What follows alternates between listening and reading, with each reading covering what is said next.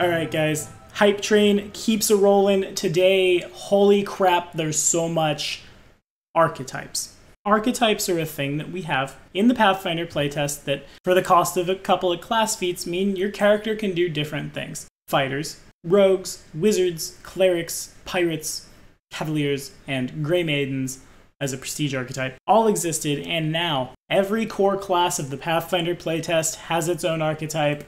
Strap in, guys. Before we get underway, though, this video was brought to you in part by my editor, Kane Smale, who thinks that because I've shared the information with my fellow gamers that it's their content. Really, if you haven't already, can you guys follow this card right up here? It'll take you to the IOPC. They're running a thing at 400 subs. Help them out. I digress. Okay, gonna just jump right in on this one. The Alchemist dedication with 16 intelligence gets you trained in alchemical bombs and crafting.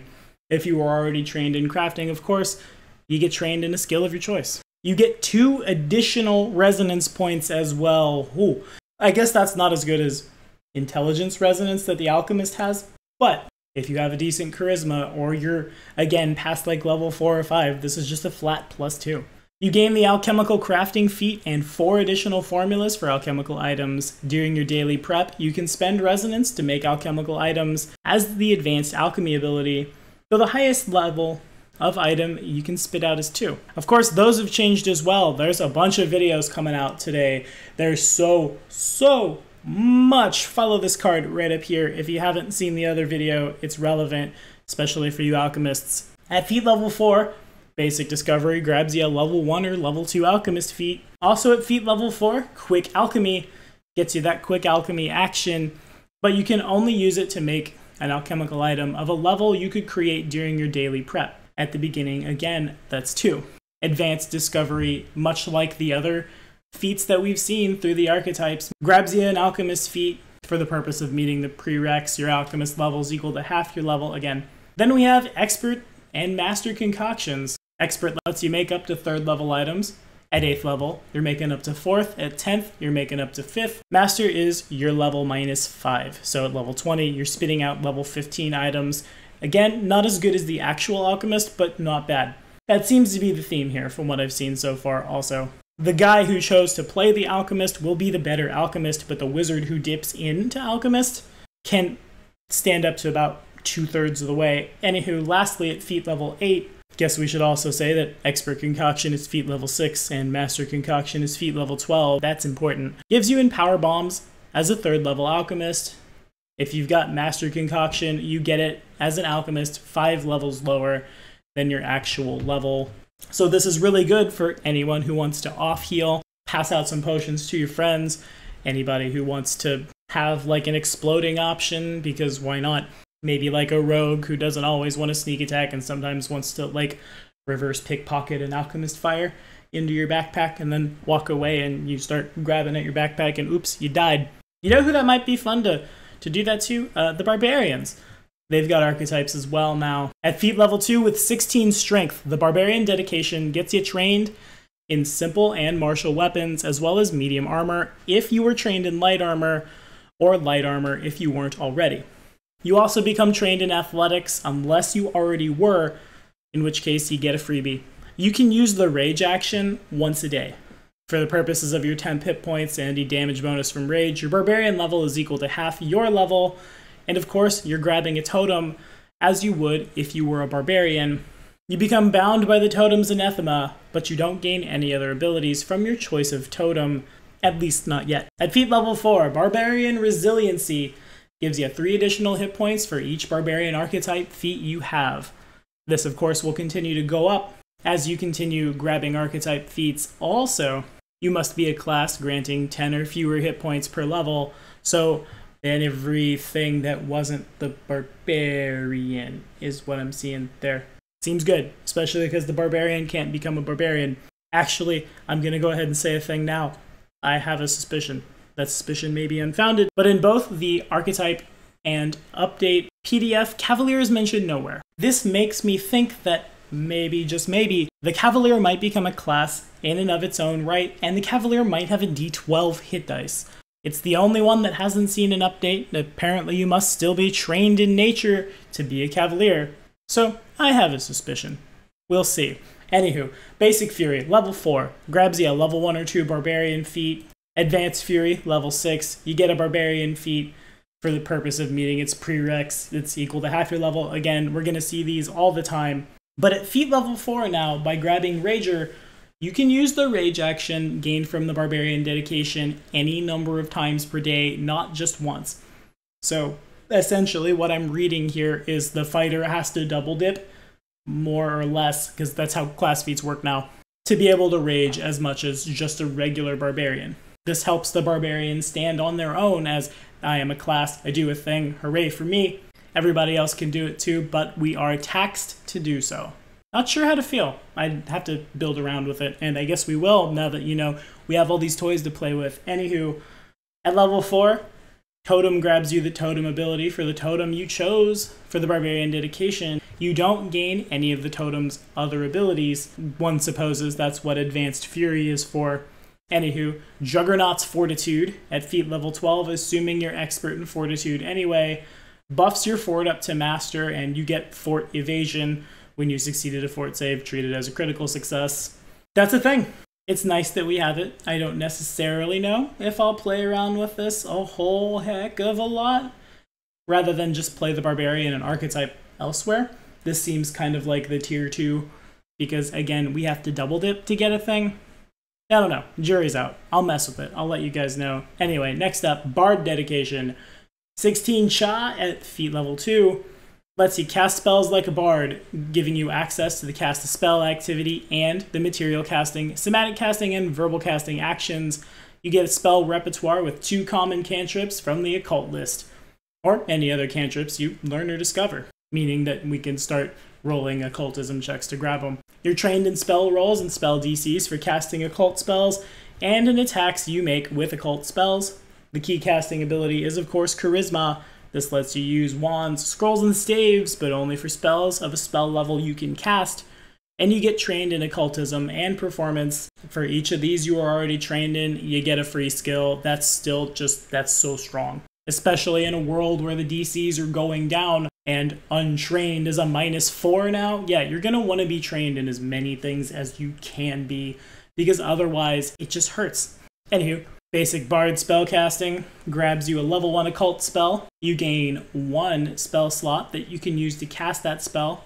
At level 6, you get a level 2 spell and gain a slot to cast it. At 8th level, you add a level 3 spell to your repertoire and gain a spell slot to cast in the same way.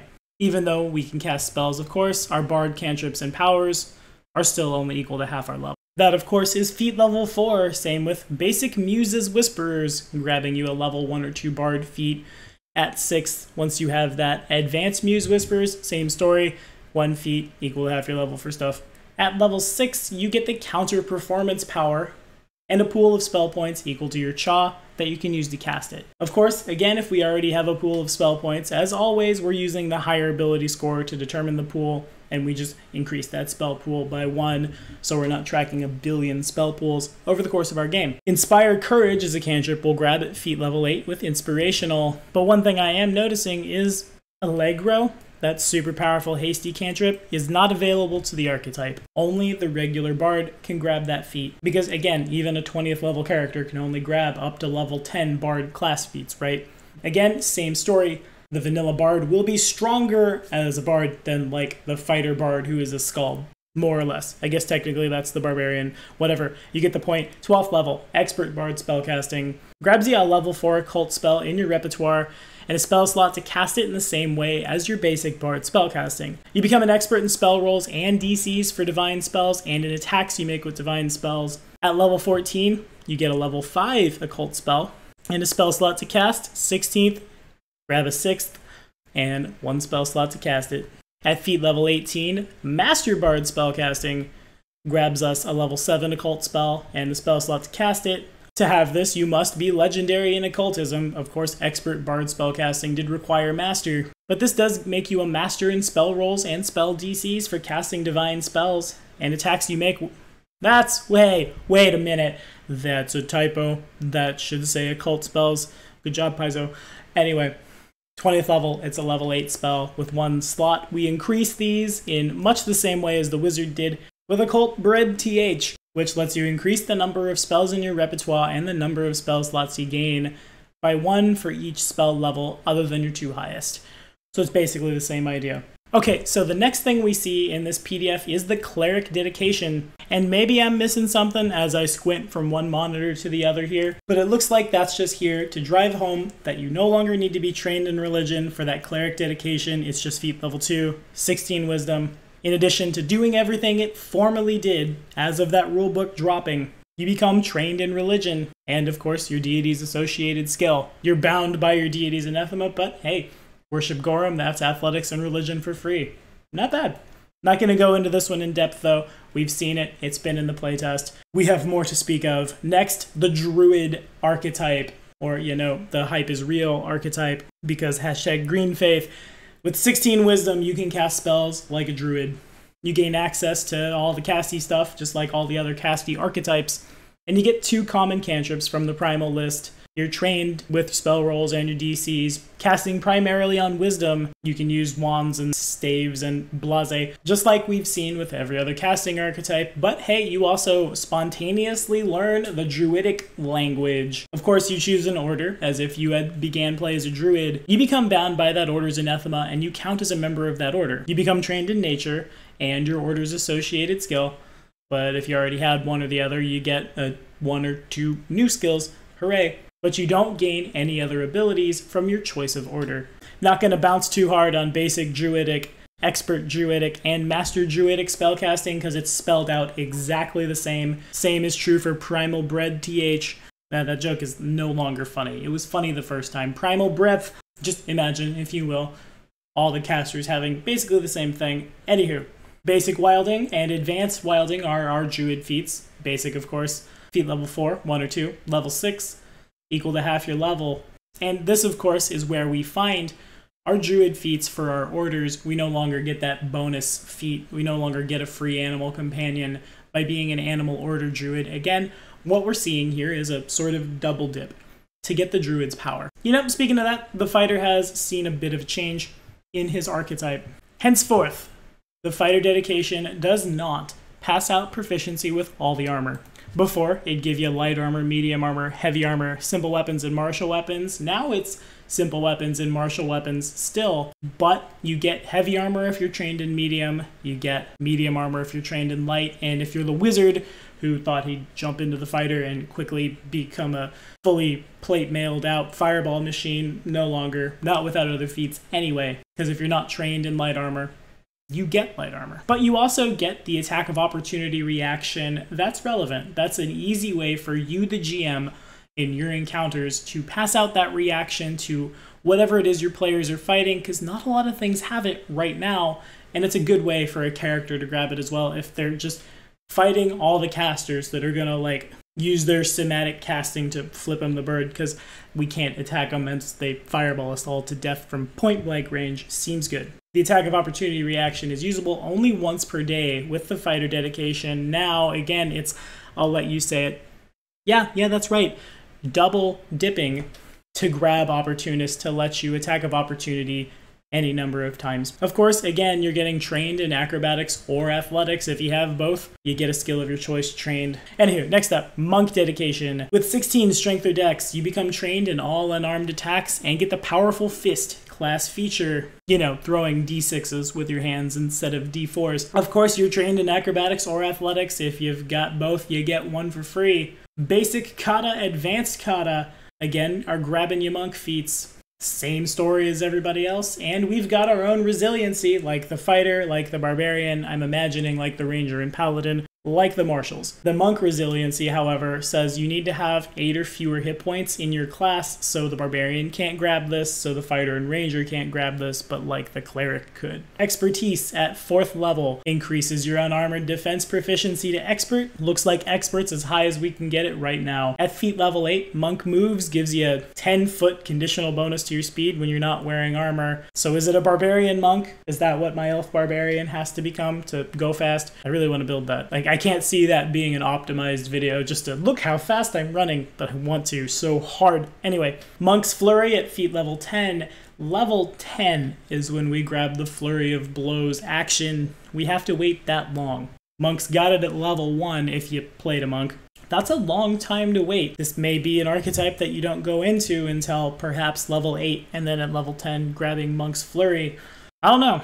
I guess that makes sense though, because you imagine like the fighter will have something akin to double slice. There's a lot of make 2 attacks, and they count towards the thing, and if they hit, here's some stuff. I suppose we could put those together, and that's why we have to wait so long to get it. Makes sense, I suppose. Anywho, level 12, Expert Strikes. Moves your proficiency rank in unarmed attacks to Expert, and your unarmed attacks become magical, but they never become adamantine. You never become a master at it, but it's there. That's not bad for a rogue who's doing finessey stuff. Archetyping into Monk can grab you some really scary things. Again, that Wolffang Fist, channeling your inner Yamcha, and actually doing it for value, right? It's so weird. I'll have to play with that. I don't know exactly what I want to do with it, but I definitely want to build a Monk rogue.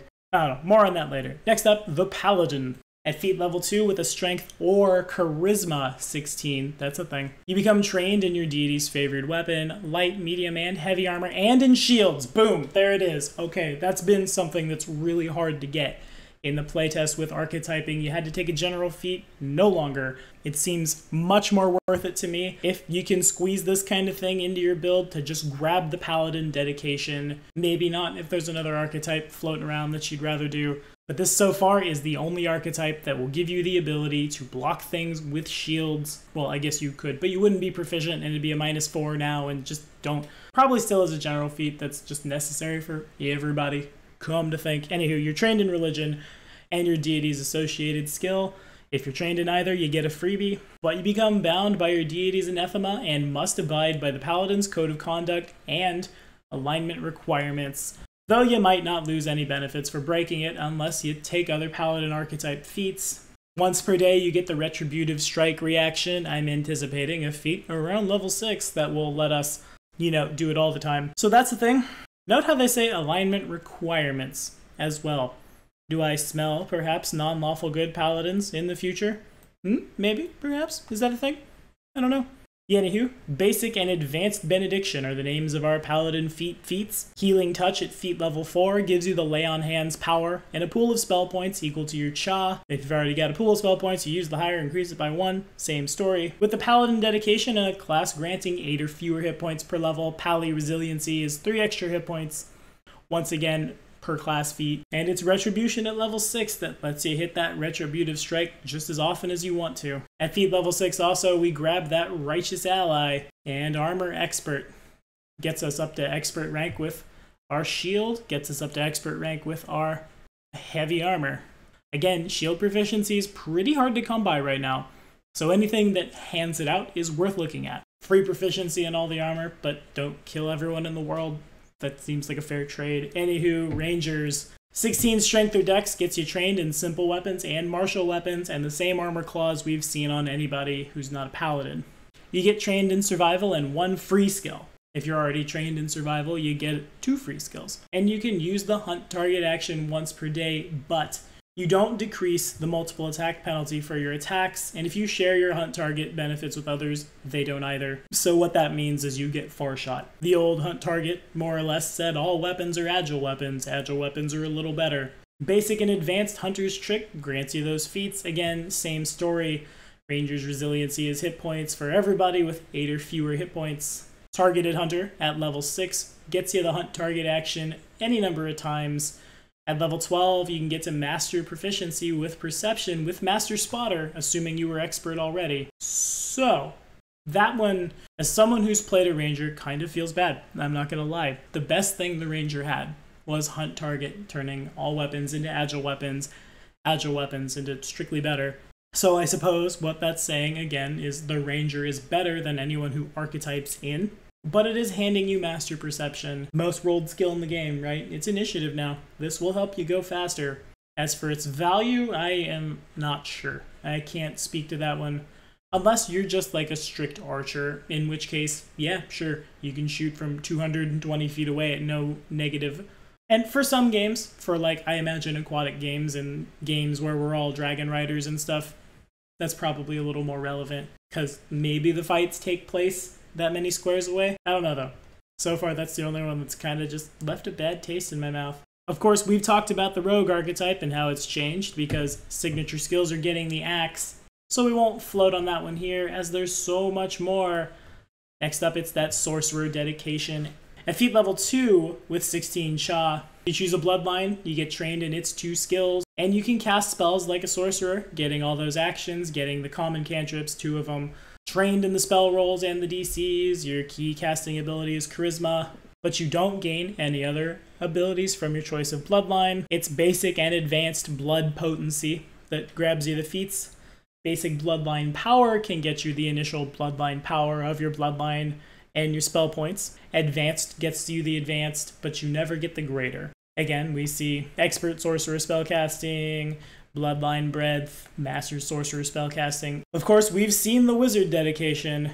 This one, apparently, unless this is a typo, stop the presses, still says we must be trained in Arcana. Yeah. Yep, that's a typo. You can scroll farther down and see that it makes you trained in Arcana, which means you don't have to be trained in Arcana to take this dedication. But other than that, it looks exactly the same.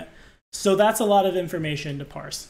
The TLDR here, again, is the class that you begin play in will always be better than the archetype of that class. And the story seems to be basically double dip for that full power of the iconic ability of the class. What do you guys think? Are we going to roll out these archetypes in the Pathfinder playtest? Are there any of your builds that just got tipped over on their heads and need to change? What's even going on right now? Let me know what you're thinking about all this stuff in the comments. Of course, we'll keep that conversation rolling.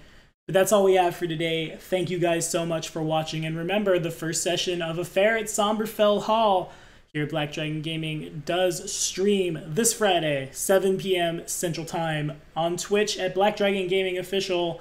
You can also check it out this Saturday. See you next time.